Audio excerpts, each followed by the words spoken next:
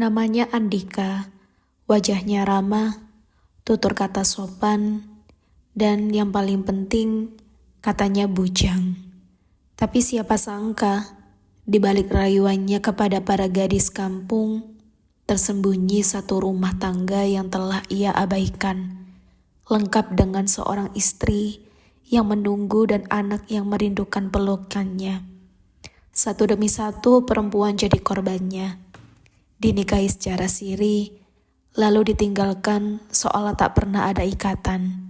Tapi semua akan berubah ketika salah satu korbannya bangkit dan membuka rahasia kelam yang membuat gempar satu desa. Kalau kamu suka dengan cerita ini, jangan lupa untuk klik tombol subscribe, like, dan komen jika kamu pernah merasakan sendirian tapi tetap memilih untuk kuat. Andika datang ke desa Sukadamai 6 bulan lalu. Ia dikenal sebagai pria tampan, sopan, rajin sholat ke masjid, dan tak banyak bicara. Orang-orang menyebutnya dengan baik, Mas Andika, begitu warga menyapanya. Tinggal di rumah kontrakan kecil dekat warung Burini. Kabarnya ia seorang wira swasta dari kota dan ingin hidup dengan tenang di desa. Dan yang paling menyita perhatian, ia bujang, belum menikah. Gadis-gadis kampung mulai membicarakannya, termasuk Anissa, gadis 24 tahun yang sehari-hari menjaga warung orang tuanya. Ia tertarik sejak pertama kali Andika membantu memperbaiki lampu warungnya yang rusak. Sejak saat itu, Andika mulai sering datang dan menyapa. Sikapnya santun, tak seperti lelaki lain yang suka menggoda atau mengajak main. Andika hanya ingin ta'aruf, katanya. Ia menawarkan pernikahan sederhana, secara siri dulu, sambil menabung untuk resepsi. Yang penting halal, ujar Andika suatu malam. Memandang Nisa dengan sorot mata yang dalam. Nisa terenyuh, ia percaya. Apalagi Andika sesekali mengajak ibunya ke rumah berbicara dengan hormat dan tenang. Pernikahan itu dilangsungkan secara sederhana. Di rumah seorang ustadz di pinggiran desa, hanya Andika, Nisa, ustadz, dan 2 saksi. Tak ada sorak-sorai, tak ada pesta, tapi Nisa bahagia. Ia yakin ini langkah awal dari hidup baru. 2 bulan pertama berjalan manis. Andika sesekali pulang malam, katanya sedang mengurus bisnis pengadaan bahan bangunan. Ia juga tak mau Nisa terlalu banyak bertanya. Lelaki itu kalau dicurigai terus bisa patah hatinya, katanya sambil tersenyum. Tapi bulan ketiga semuanya berubah. Andika mulai jarang pulang, uang belanja berkurang, telepon tak dijawab. Nisa mulai gelisah, hingga suatu sore, seorang perempuan asing datang ke warung, membawa anak kecil usia 5 tahun. "Kamu istrinya Andika juga ya?" tanya perempuan itu dingin. Dunia Nisa seakan runtuh. Perempuan itu bernama Dinda. Ia istri sah, sejak 7 tahun lalu. Anak kecil yang bersamanya adalah buah hati mereka. Dinda sudah curiga sejak lama, karena Andika kerap menghilang, tapi tak menyangka ia akan menemukan suami sedang bermain pengantin dengan gadis lain.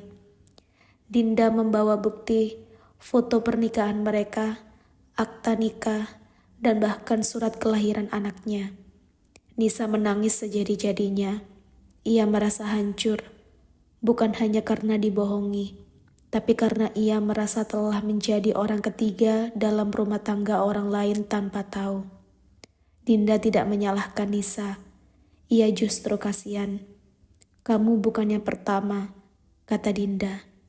"Dia sudah nikah 3 kali, perempuan lain sebelum kamu. Semuanya siri, semuanya ditinggal." Dinda memutuskan membongkar semuanya. Ia menyelidiki semua jejak Andika dari kota tempat mereka tinggal dulu, hingga desa-desa tempat Andika pernah menetap sementara. Ternyata benar, Ada Lela di desa Cikal yang ditinggal setelah hamil 2 bulan. Ada juga Yuli di dusun Karangwungu yang sempat tinggal serumah 3 bulan, lalu ditinggal begitu saja tanpa kabar. Modusnya sama, mengaku bujang, mengajak nikah siri, lalu pergi tanpa jejak. Dinda tak hanya muak, ia marah, tapi lebih dari itu, ia ingin memperjuangkan keadilan. Dinda dan Nisa bersatu. Mereka mencari Lela, Yuli, dan 2 perempuan lain yang sempat menjadi korban Andika. Mereka semua sepakat membawa perkara ini ke jalur hukum. Dengan bantuan LSM, Perlindungan Perempuan, mereka melaporkan Andika atas penipuan dan pelanggaran Undang-Undang Perlindungan Perempuan. Warga desa geger. Banyak yang tak menyangka pria alim itu ternyata predator cinta. Andika dicari, tapi ia sudah pergi meninggalkan kontrakan dalam keadaan kosong. Kabarnya ia kabur ke kota. Namun Dinda tak berhenti. Ia menyebarkan informasi lewat media sosial, blog, dan forum komunitas. Wajah Andika, modusnya, dan cerita para korban menjadi viral. 3 minggu kemudian, Andika ditangkap di kota Semarang. Ia tinggal di kosan dengan identitas palsu dan bersama perempuan baru yang sedang ia rayu untuk dinikahi secara halal. Di kantor polisi, Andika mencoba membela diri. Ia mengaku menikah secara sah dan tak pernah memaksa perempuan-perempuan itu. Tapi bukti-bukti lebih kuat, kesaksian para korban, bukti transfer, bahkan catatan-catatan ustadz yang digunakan sebagai penghulu palsu. Kasus ini membesar. Media massa menyorotnya. Andika dijuluki penyamar bujang dan predator nikah siri. Setelah Andika dipenjara, Nisa kembali ke rumah orang tuanya. Ia masih trauma, tapi perlahan bangkit. Ia aktif di komunitas perempuan korban penipuan. Ia menulis pengalaman hidupnya sebagai bahan edukasi bagi wanita lain. Dinda, meski sempat hancur, kini fokus membesarkan anaknya. Ia tak mau anaknya tumbuh dengan bayang-bayang ayah pembohong. Ia percaya kebenaran akan menang meski lewat luka. Lela dan Yuli pun mendapatkan pendampingan psikologis. Mereka memulai usaha kecil, membangun kembali hidup yang pernah diruntuhkan oleh rayuan manis seorang lelaki bernama Andika. Cerita ini bukan hanya tentang Andika. Ini adalah kisah tentang bagaimana luka bisa menjadi kekuatan, tentang perempuan-perempuan yang bangkit dari pengkhianatan, dan tentang pentingnya mengenali tanda-tanda red flag dalam hubungan. Pernikahan bukan hanya tentang cinta, tapi juga kejujuran, komitmen, dan kejelasan hukum. Jangan pernah malu untuk bertanya, memverifikasi, dan menolak jika ada hal yang mencurigakan. Kisah ini mengajarkan kepada kita bahwa penampilan dan tutur kata yang manis tidak selalu mencerminkan isi hati yang sebenarnya. Andika dengan wajah ramah dan sikap santun ternyata menyembunyikan kebohongan besar yang menyakiti banyak perempuan. Ia mengaku bujang, padahal sudah beristri dan punya anak. Lalu menikahi gadis-gadis lain secara siri hanya demi memuaskan nafsu dan egonya. Dan dari cerita ini, kita belajar penting, kehati-hatian dalam menjalin hubungan, terutama saat menyangkut komitmen serius seperti pernikahan.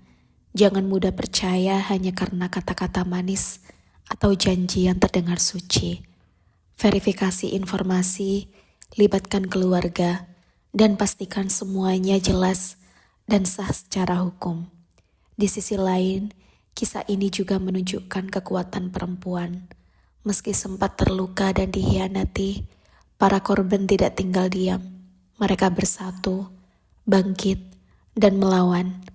Ini adalah bukti bahwa perempuan bukanlah sosok lemah, tapi mampu melindungi dirinya sendiri dan memperjuangkan keadilan. Semoga kisah ini menjadi pelajaran agar kita semua tidak mudah tertipu oleh kepalsuan dan selalu menjunjung tinggi kejujuran serta tanggung jawab dalam membangun rumah tangga.